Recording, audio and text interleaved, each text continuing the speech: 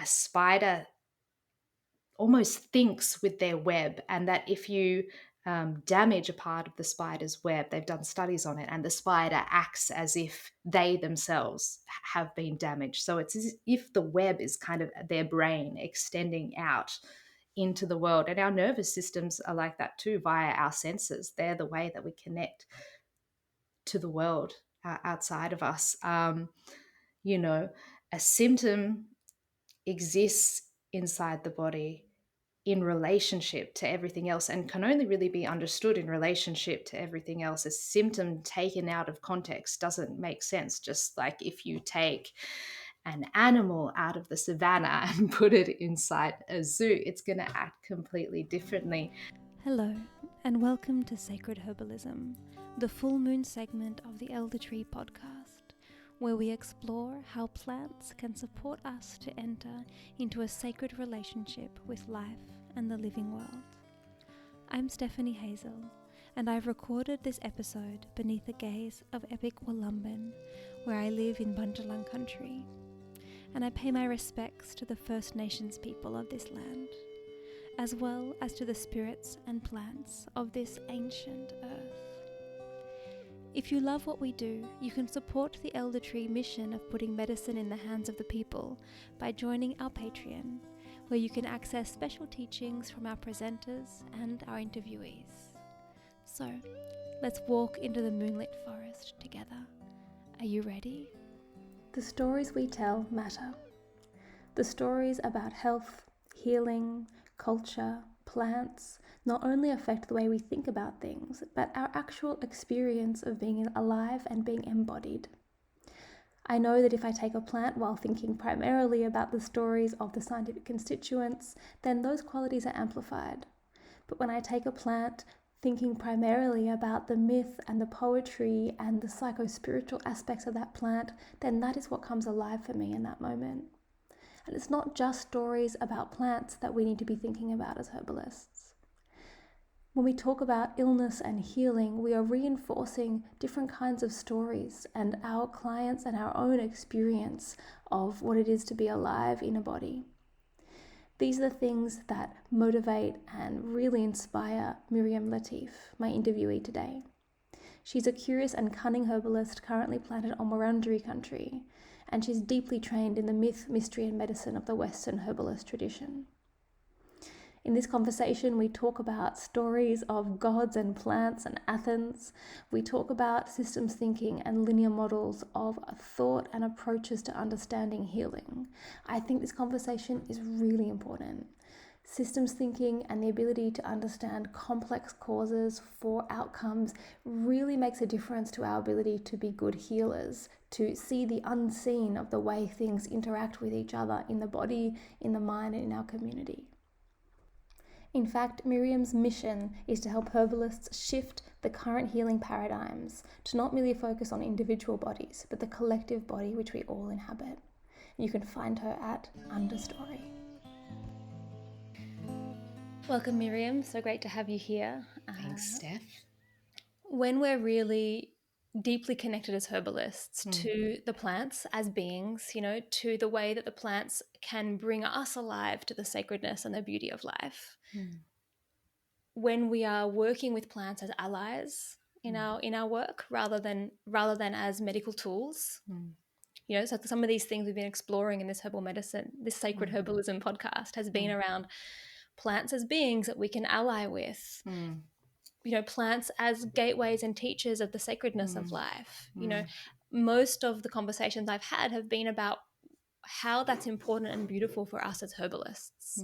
And I'm just curious whether you have any thoughts around how that's useful for us in clinic. Like, how does that change how we work with our clients?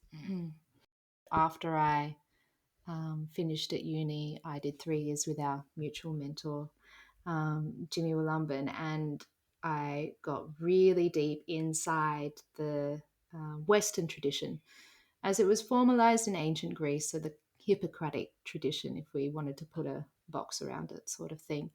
And a really beautiful aspect of that is thinking of plants as gods. And I really love the quote by a Greek philosopher whose name is Thales, and he said, "There are gods in all things." And, that applies to plants as well. And there are gods in us as Mm. well. And at any one time, we are occupied or can be driven by these gods, whether it's, Aries raging in your histamine, or Aphrodite raging inside your estrogen, or whatever it is. There are these forces that can take up residence inside of us, or at least that's one way of looking at it anyway. And I think a particularly poetic and beautiful way of looking at it. And so in that way, plants are an are a dynamic or a force that can be invited into our being in order to help us balance, and in order to help us honor the entire spectrum, honor the entire pantheon. Our culture is very monotheistic. It really encourages us to operate in one mode a lot of the time. And that mode is very solar. It's very Apollonian. It's very trending towards doing, being, making, producing, getting noticed, getting approved of all the time. There's no room for the lunar gods, perhaps, or those moments of rest or stillness necessarily. We can choose to do those things in our personal lives, but culturally, we're very geared towards production, validation, recognition, all those things. I know I notice that inside myself all the time. And Absolutely. yeah, right. It's there. I'm not like apart from any of this. And so I think that affects our bodies. And I think that too long spent in one mode can have really, at least, imbalancing effects. Or in other words, if you build a temple to one god, the other gods are going to get angry. And so I like to think of plants as gods that can help us add some diversity, or build some different temples inside of us, because I love this idea of health being a movement between different states of being, right? There's the entire pantheon there for us to honor: the sun gods, or the storm gods, and the river gods, and the lunar gods, and all of them. And I think nature is diverse. That's why it thrives. Ecology requires diversity to be alive and to function. And so this idea that, yeah, plants can offer us contact with forces that, yeah, we have forgotten to come in contact with for a long time, whether that be for cultural reasons or personal reasons. They're often obviously linked. Mm. I love that. The plants as gods and health as a movement between a diversity of states.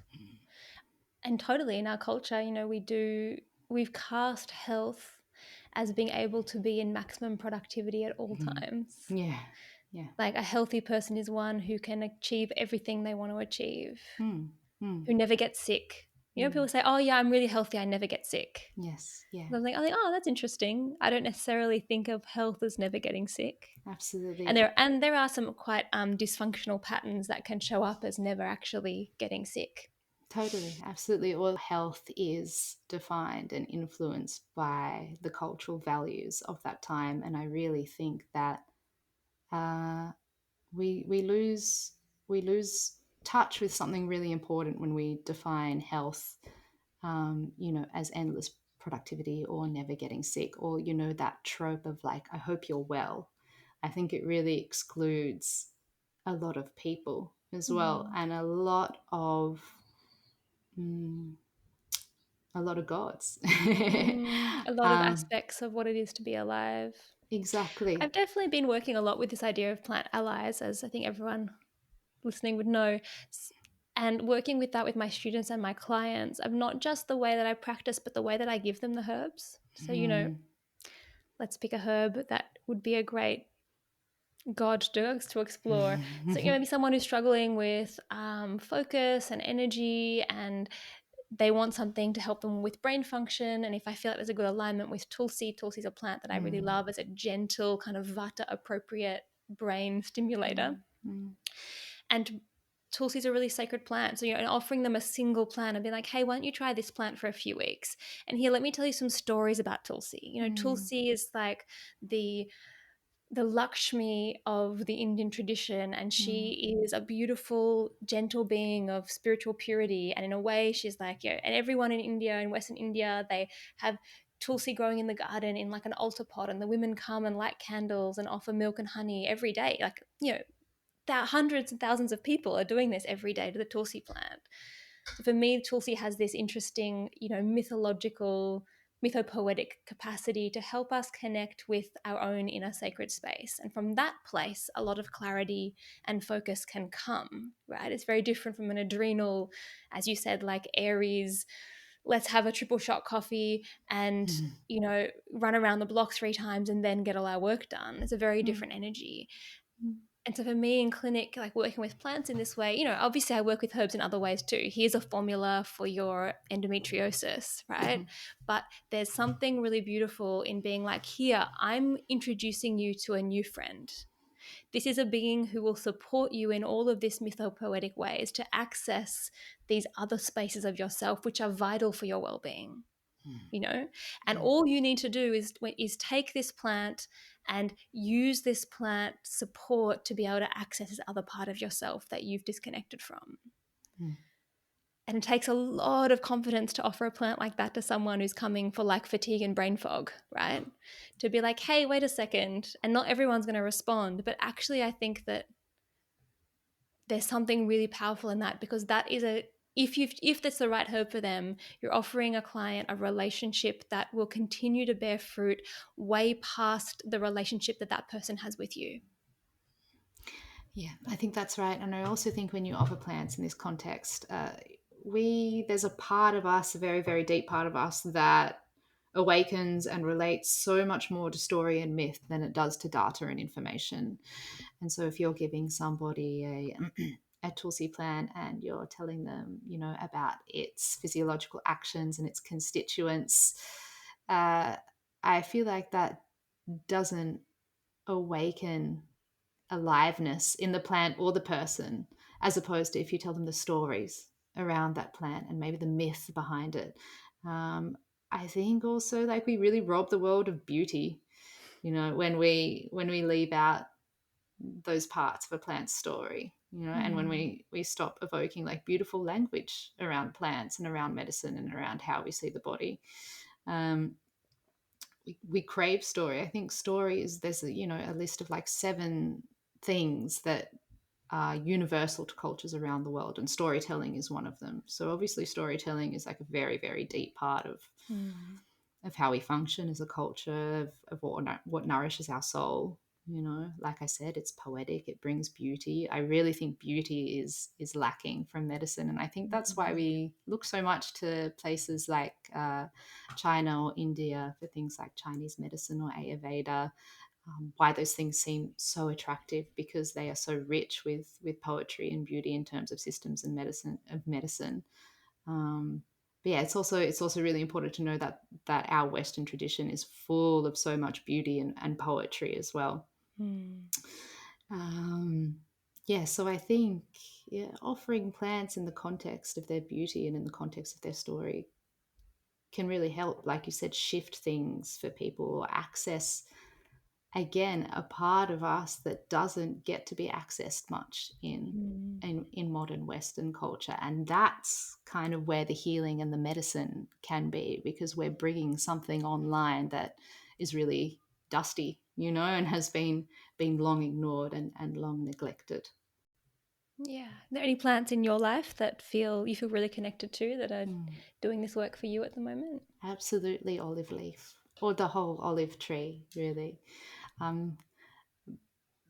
Before we started recording, I was telling you that my practice with connecting to plants has fallen by the wayside a bit. So what I did was, like, All right, I'm not just gonna try connect to plants, plural. I'm just gonna try connect to one plant, and that plant for me is the olive tree. And when I moved into this house about a year and a half ago, there was an olive tree planted in the backyard, and I love olive. I've not had like this experience of a plant really like calling out to you, um, except with olive leaf, to the point that she's just like in my mind a lot of the time. It's just there. um, I love that so much of the plant, uh, has a use. So there's the wood, there's the leaves, there's the beautiful olives. um, I have like really visceral memories of cycling through Morocco, which I did for my honeymoon, and just smelling like the olive groves and coming across like these gnarly old olive trees that had been growing for God knows how long. They're a tree that has been with humans for hundreds and hundreds, if not thousands of years. Um, and my favorite thing to eat is bread and olive oil. And there's something also, olive is a plant sister for me, or a plant ancestor. It's very, I'm Egyptian, and so it is very much there in my lineage as well. And all that stuff is even before we go through like the extremely long list of medicinal values that olive leaf has.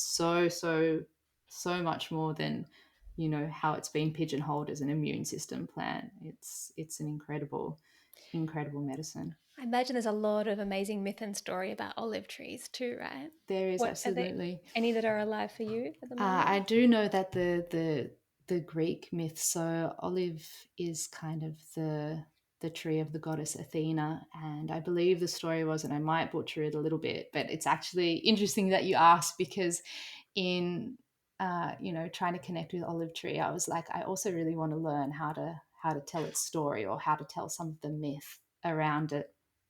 And so I believe, Athens is Athena's city, and there was a kind of godly.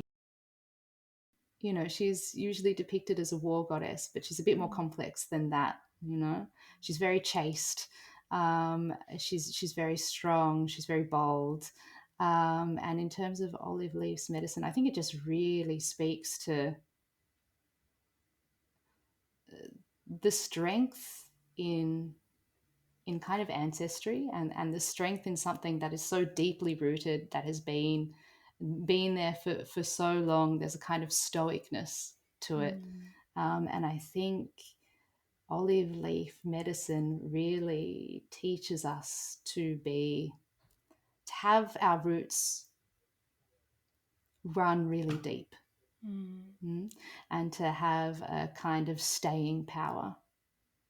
And not necessarily strength in terms of you can run faster or jump higher, but the strength that you get from mm, deep wisdom, and really connecting to your Mm. roots.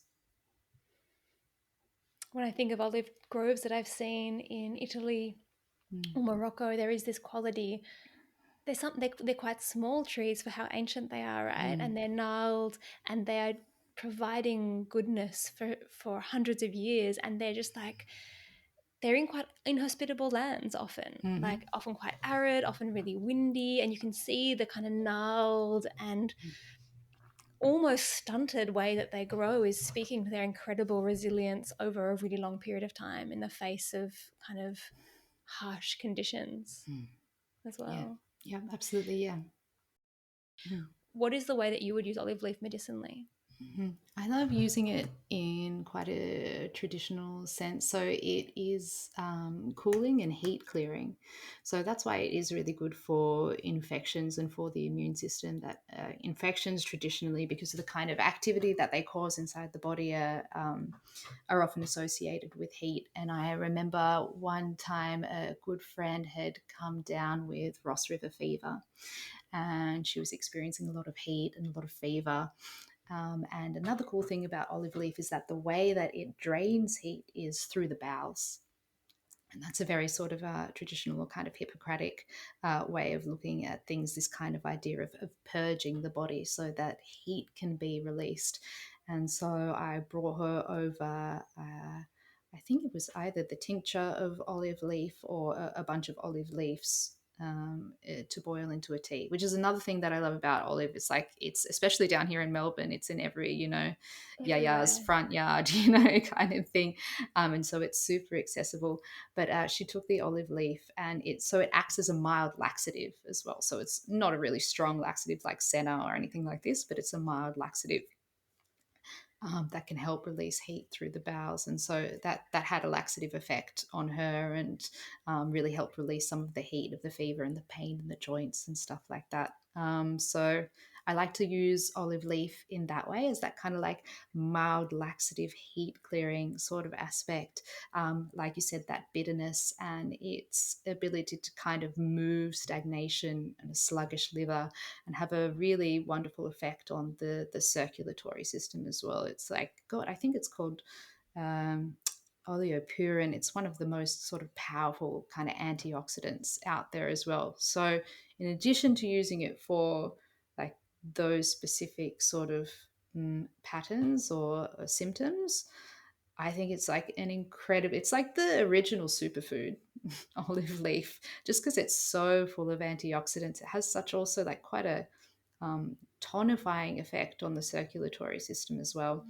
Mm. I think it's like a wonderful thing to take. Like I drink olive leaf tea daily. I go out to my tree and I'll just lightly and gently simmer the leaves, because they've got a kind of toughness to them, the leaves as well. So they're not one where I would like boil the water and kind of add them after. I sort of just gently simmer them a little bit, and I drink it daily just because of that beautiful antioxidant action as well. Mm. So I'd love to hear a little bit about your journey towards becoming a herbalist. Yeah, absolutely. I don't know. I guess I just started becoming interested in not even necessarily alternative health, but just alternative ways of being, going through my, young hippie phase in my late teens and early 20s.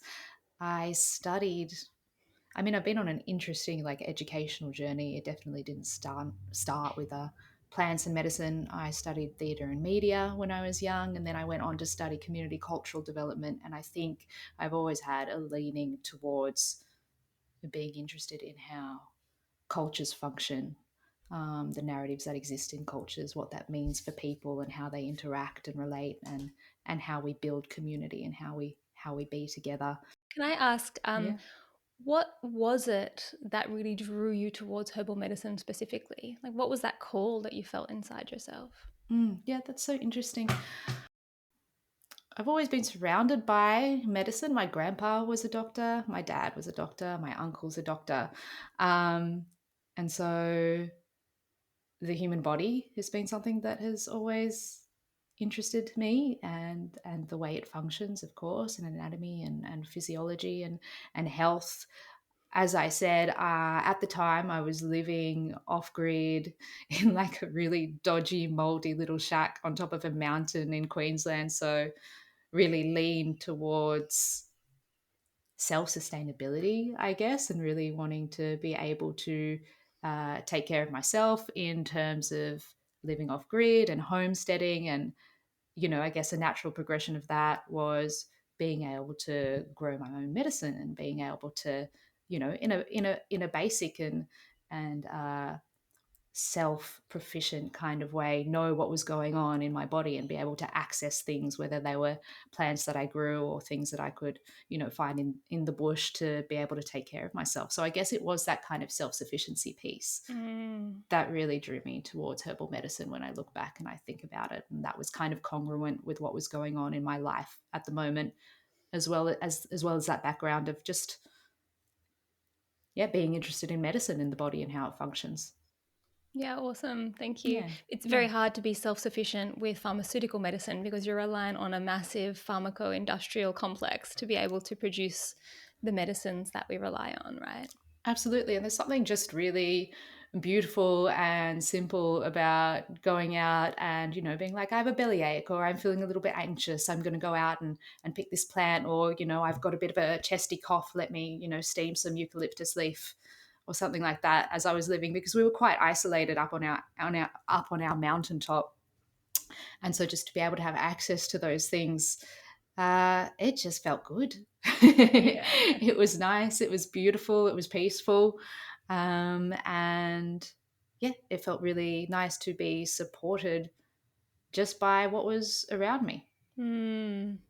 Yeah, to be that's a kind of relationship, right? Like to be able to be feeding yourself from your garden and supporting yourself or being supported by the land that you live on and a part of. That's like, I don't know, I feel like it's a basic aspect of humanity that we've really lost touch with. Mm, And that's why 80% of the world use herbal medicine as their primary medicine. That's a mm, World Health Organization statistic, as you would mm, know. 80% mm, of the world uses herbal medicine. And it's mm. not because they've bought the Kool-Aid of, natural is best. It's because Yeah. that's what is accessible to them. Mm, That's what's mm, free and available and part mm. of their living world. Pharmaceutical medicine is very expensive and inaccessible for most people in the world. And so the plants are then what's available. I think it's easy Absolutely. to forget just how powerful that is. Herbal medicine is the medicine that we've always had. Yes, yeah, yeah. I think that's so important. That statistic, 80% of the world use herbal medicine. That's something so important to remember. And also, like, these medicines, they're part of a lineage, they're part of a culture, for people living inside traditional societies and situations, that these medicines have been used for hundreds and thousands of years. And I think there's something so powerful and beautiful about that as well. Like the power, I think something really tends to hold power, whether it's a plant, whether it's an object, whether it's a word, something that's been used repetitively for hundreds and thousands of years holds such power. And I think that's beautiful as Mm. well. Yeah, actually, I was re-listening to my interview with Jackie Bushell, one of the first ones Mm, I did. She's a herbalist and a mythologist, and she was talking about the power that myths hold is partly because they've been spoken so many times. And they yes. change subtly to make sense in the new context, but Mm. that repetition creates a kind of energy around them that makes them potent. Yeah, yeah, absolutely. Yeah. Recently, a little sidetrack, but it sort of kind of relates to that, is like I got my daughter christened.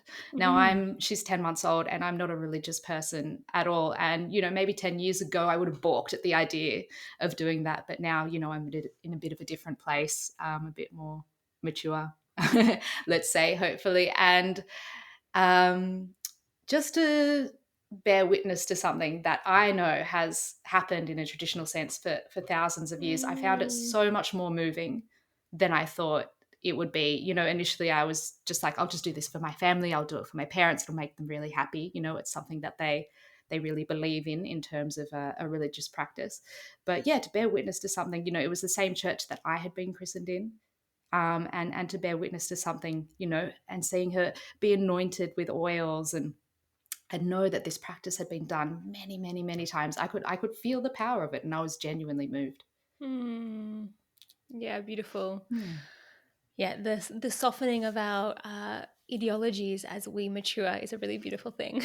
Absolutely, absolutely, yeah. Yeah. So you were drawn towards herbalism because you already have a family kind of interest in health and medicine, and you Hmm. were very much focused on self sustainability and living in a self supporting way. Hmm.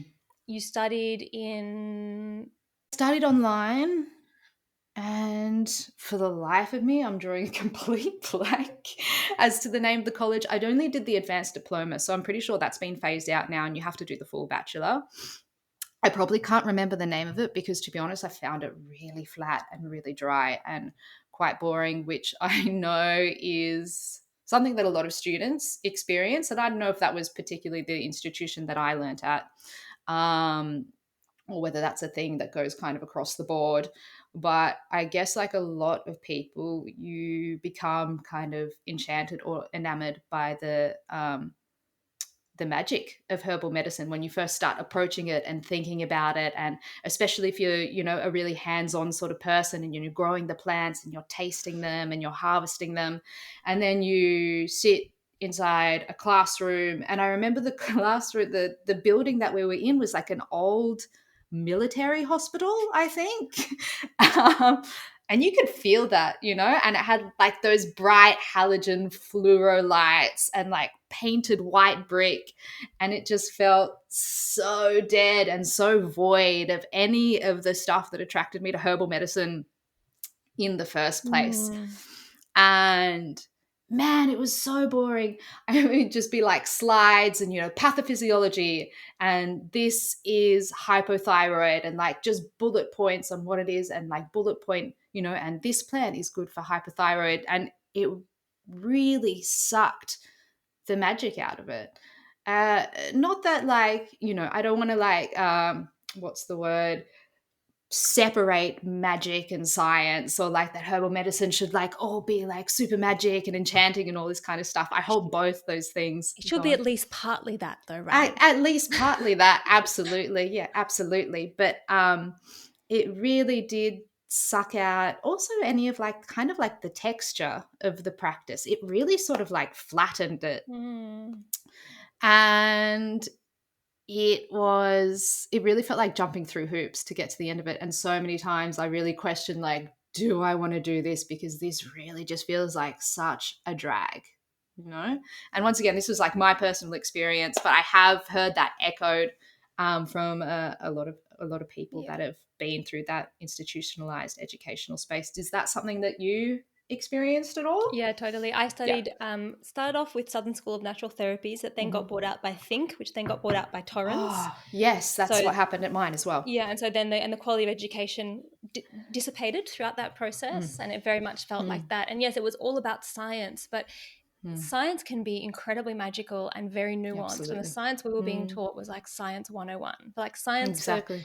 dumb people or something. They weren't Yeah. teaching the science of hypothyroidism in a way that was actually interesting and engaging, looking Yes. at like, okay, so here's what research is showing us about the hypothyroid, and here's some really Mm. interesting research about how the thyroid interacts with the adrenals. And Mm. like it was very flat science. It wasn't Exactly. complex and nuanced. And Exactly. that's something that I think is really disappointing as well. If you're going to make the whole course about science, make it about interesting science.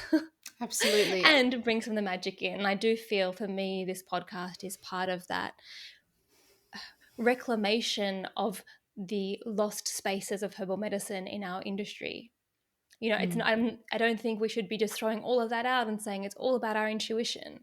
But there's a really potent part of the herbalist path that most people who are walking the path move towards it because of a calling in themselves to the kind of the wildness and the mystery of working with plants, and how the magic of the reality that plants are growing everywhere, that are producing these incredible substances that actually change how our bodies work, Mm. and can cause healing and support the healing. There's a magic inside that reality, inside the Mm. science of that. Mm. And I think nearly everyone walking this path, that's the call that they've had.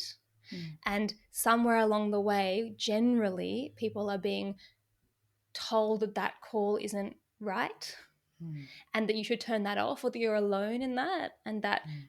the place to go to become a good healer is into a kind of flattened scientific approach. Mm. And then there's like, I think what I have experienced, and I've talked to other people who have experienced as well, you can graduate and feel like you're out of integrity with your own Mm. self, your own Mm. soul, right? You've like Mm. moved towards something for a very particular reason, and then you've gotten there and not found it. Yes. Yeah, I absolutely agree. And I think there's so many different things in there to talk about. But I think what I've noticed, and I think what's really sad, is that there are people like us who enter into that system and then get spit out the other end. And what happens is you feel like there's no place for you then inside the industry, because the industry is or has particular qualities that I think operate inside quite a narrow spectrum of what a practitioner should be, should sound like, should look like. Um, And I think if we don't have diversity within the industry, then there's like a whole amount of people who really want to engage in herbal medicine or natural medicine that don't see themselves reflected in practitioners as Mm. well. And I get really sad at what's lost when we flatten the practice in that way. And I'm so interested in, I think the way that we practice medicine reflects the way that our culture operates, right? Medicine doesn't happen inside a vacuum. It takes on and is informed by the cultural values of the time. And I'm so interested in what happened to the practice of herbal medicine, what happened to our education systems, so that our education became so stagnant. Basically, what's going on inside our culture that forces education to happen in a way that is so simplistic and basic and leaves no room for any of the magic or the mystery or the enchantment. Mm. Mm. Yeah, I'd love to have a crack at answering that question. I think a few Yeah, things have happened. yeah, please. Yeah, and first, I just want to really reinforce that point you said, that medicine, however you're practicing it, happens inside a cultural context. Mm-hmm. And so we find ourselves in a cultural context currently of there's a narrative that science and technology will save the world, that the world is at peril and Yeah. human beings are in peril, and that science and technology is the answer to that peril. That's there as well. And there's a push in the industry to be validated and approved of by the dominant Mm, philosophy of life in our culture, mm, which mm, is very, the body is mechanical, the mm, universe is mechanical, and it's reductionist. And to be clear, what reductionist means is that we will understand things when we can understand the tiniest parts of that thing. mm, I think we can use reductionist somehow as just like bad, but there's a place for reductionism. So it's like breaking something down to the smallest parts. So in herbal medicine, that's like, when I know the exact active constituents of golden seal, and when I understand how berberine works on cells in a petri dish, then I'll understand golden seal. mm, And that's something, the desire to be validated by the medical establishment. I mm, understand it, right? I also want to be approved of by the culture I exist inside. And I want the people who will come to me to trust what I'm saying and to feel confident in my knowledge as a health practitioner. mm, But in our desire to be approved of, we have thrown the baby out with the bathwater, and we've mm, lost so much of the richness and the magic and our own internal philosophy around healing in the body that made herbal medicine work. mm, mm. It's almost like Absolutely. we've taken petrol and put in a diesel car, Yeah. But okay, we're just going to look at the body and healing through the lens of Western medical pathophysiology, but we're Mm, going to use herbs to fix it. It's mm, kind of like matching up two different systems and then being mm. confused why it doesn't always work. Yeah, that's such an interesting point, matching up by two different systems. I think what you were talking about there in terms of, it feels like I'd like to talk about those two different systems, actually. I think that's Mhm. really interesting. These kinds of two ways I mean, there's a myriad of ways to see the world, right? But in terms of like a broad discussion, two ways of seeing the world, this kind of linear, a simplistic, reductionist sort of approach that feels like it's more aligned with like the cultural values of modernity, right?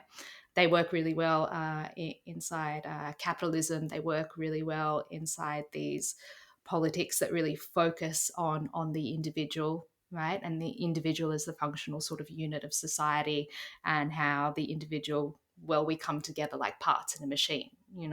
And then there's this kind of other way of looking at the world, which I feel like the tradition of herbal medicine was really born out of, which feels much more circular in its logic, which doesn't nearly necessarily search for solutions, but rather focuses on processes, and has much more of a kind of ecological way of thinking. So these kinds of webs of understanding, which I feel like is what is really lacking in our herbal education, kind of complex systems, and how the parts of that system relate to each other, not non-linearly, right? And those two ways, I don't know, I wonder if they're kind of reconcilable or not. What do you think?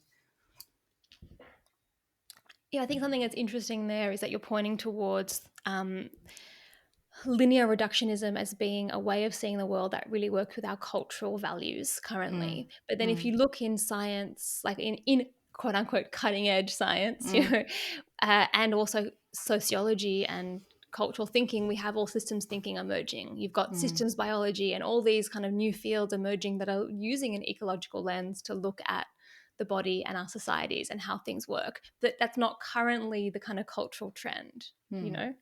And I think you're totally right that there are older and newer ways of mhm, looking at the world which sees us everything as in being in a relationship. And mm, I was lucky enough to study systems practice with a professor of systems thinking at University of New South Wales a few years ago, and he was saying, we have a tendency in our culture to look at the things as though they're important. But when you use a systems thinking lens, the things are less important than the relationships between the things. So it's almost yeah. looking at the spaces rather than the objects.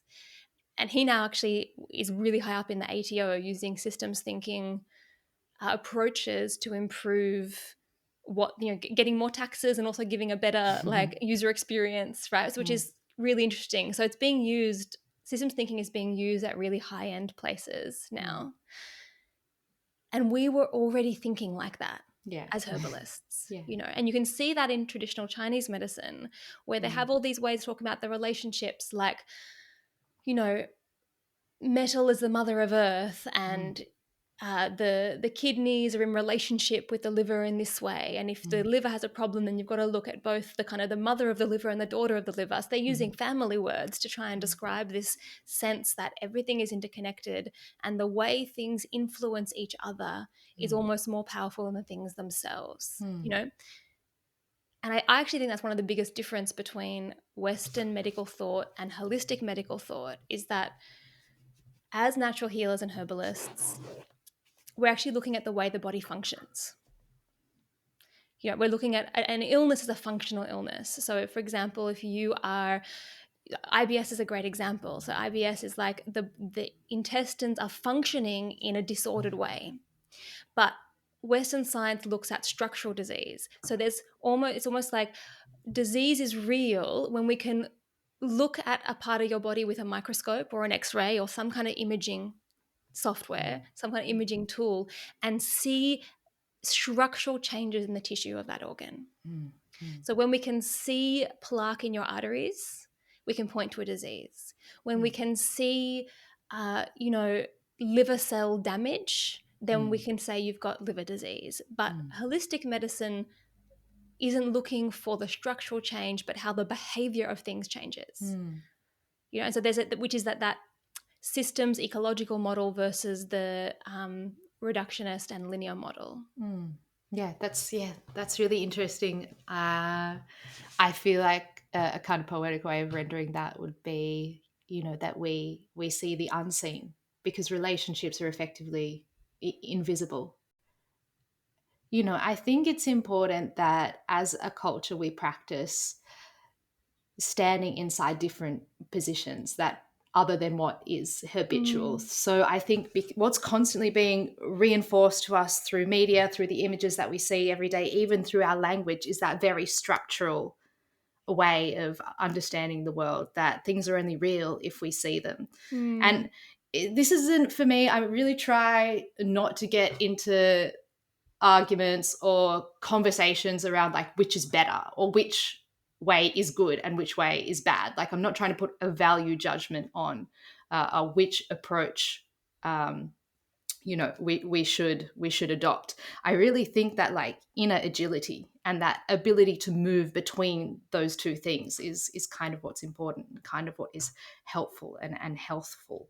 But that idea of relationality, and I would argue that, I mean, this idea of systems thinking, like that's a kind of new sort of science, but I really think fundamentally that's how we operate.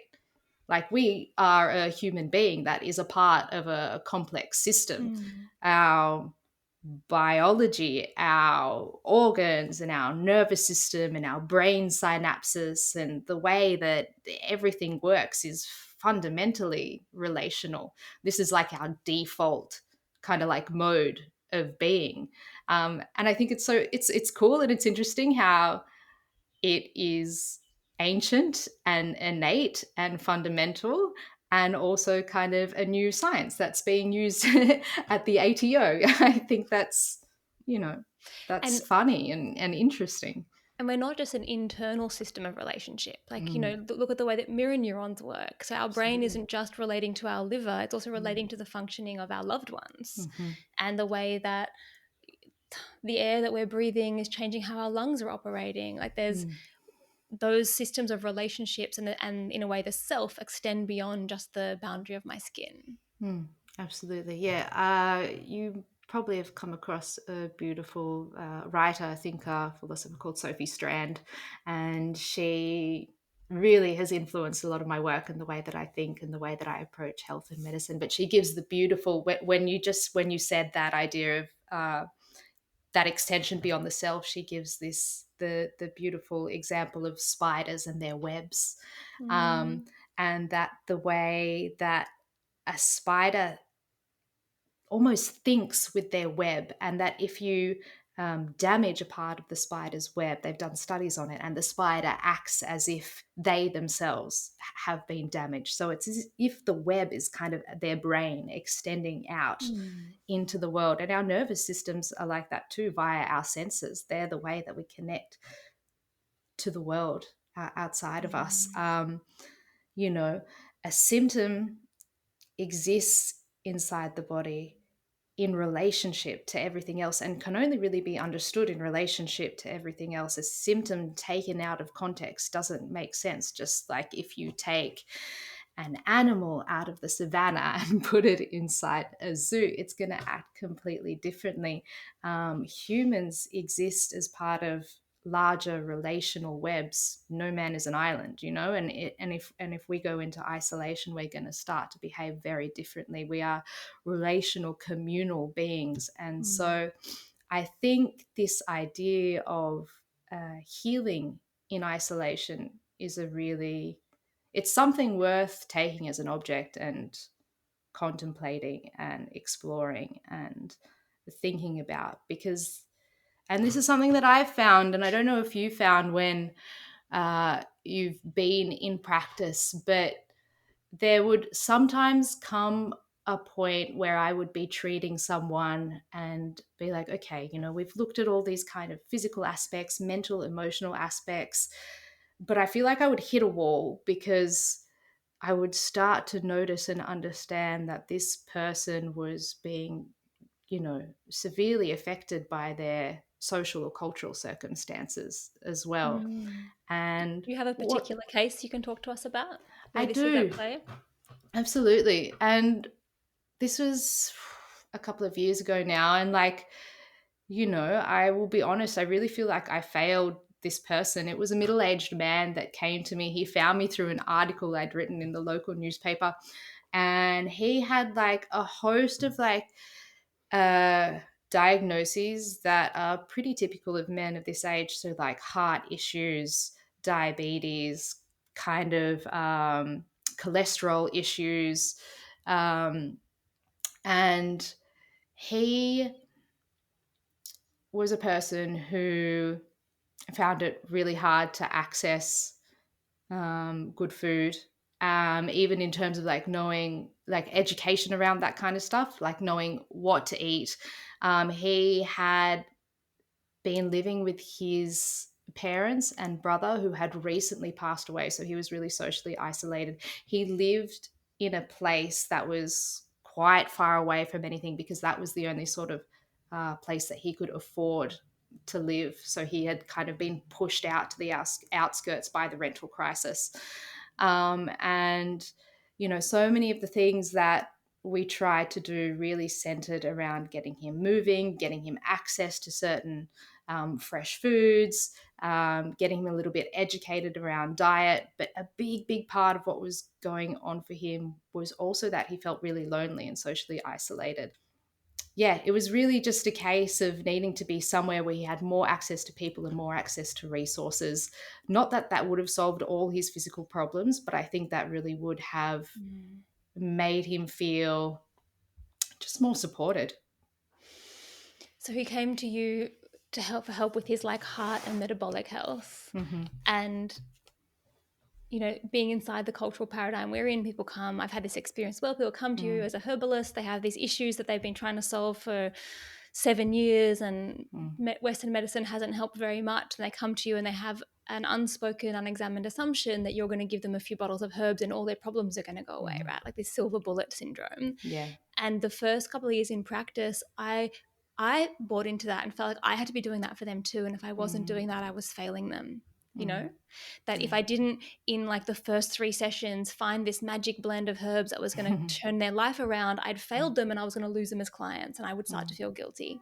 mm, I'm wondering if any of our listeners relate to that, because it's an awful place to be, mm, right? Like you lay it out, it seems ludicrous, but somehow mm, that was in my psyche, right? mhm, So guys come to you, and then you're seeing that actually the biggest driver of his deepest aspect of unwellness mm, is not, as our mutual mentor Jimmy Willumban would say, he's not mm, suffering from a lack of herbs. That's not his mm, problem. You know, mm, his problem is much bigger than that, and social isolation, mm, essentially. mm. And so, what do you wish you could have done about that? Mm.